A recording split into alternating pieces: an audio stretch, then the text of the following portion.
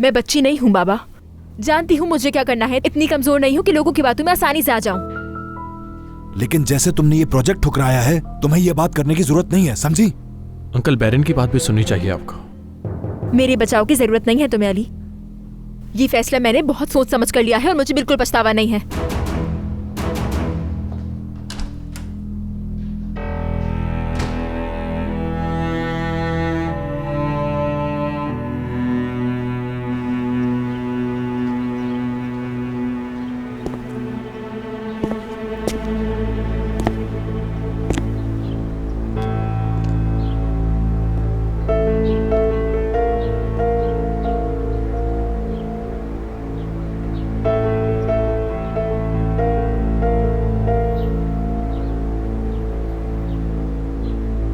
Phone क्यों नहीं उठा रही हो मेरा?